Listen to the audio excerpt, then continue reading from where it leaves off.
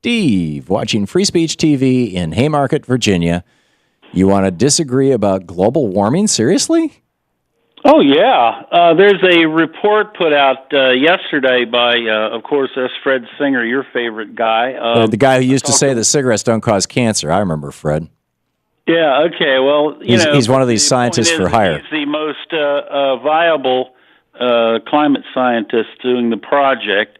Willie Soon and Greg Ezzo, and I believe Bob Carter was in there, but I was on the phone with him yesterday, and my supposition was that the people who are against it have impeccable scientific credentials. The people who are against what?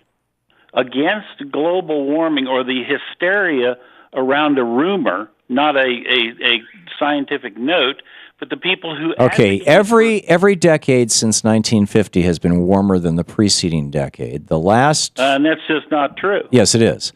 The last... No, it isn't. It is. And you can look it up. There's a steady trend. The entire book is on a PDF at the Heartland Institute. The Heartland Institute is funded in large part by billionaires who make their money from the oil industry, Steve. Are you seriously considering them a legitimate source? The billionaires give money to the environmental movement. I don't think the Koch brothers give money to the environmental movement, and Koch Industries is one of the major oil companies in this country. But they don't do things that are going to make their profits go down, like fund the Heartland Institute. Heartland Institute is working to increase the profits of the fossil fuel industry by saying there's no such thing as global warming, and therefore we don't need to regulate the power plants and the refineries owned by people like Charles and David Koch.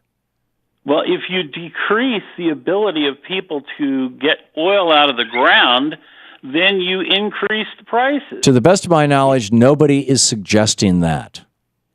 Okay.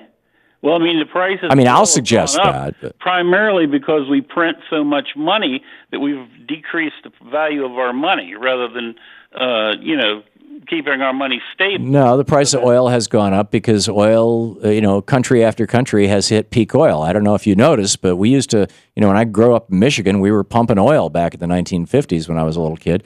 Ohio had oil wells back in the early 20th century, late 19th century. Pennsylvania, Pennzoil started in Pennsylvania. Huge oil fields back in the 19th century. They all got exhausted. We hit peak oil in the 1970s. I think 74 was the year they looked back at in retrospect when we had burned through 50% of our oil supplies. Saudi Arabia looks like they may be within a couple of decades of peak oil. The only virgin, really good, large, huge, as Dick Cheney said, 10% of the world's oil supply was Western Iraq. And, George Bush went charging into that. Do you have that? Here it is. Iraq sits on top of 10% of the world's oil reserves. Very significant reserve, second only to Saudi Arabia. There you go, Dick Cheney himself telling you about it. So that's why we're higher. We have more oil production than Saudi Arabia, and Texas has more oil production than Iraq. I don't know where you're getting this information. Well, that's true, but it's still not enough to supply. But we're a huge country that burns a lot of oil, and we still have to import oil from those places, which is crazy. And look it up. We have passed peak oil in the United States. That's why we have to import oil. We were an oil exporting nation up until the middle of the Carter presidency, the middle of the Nixon presidency.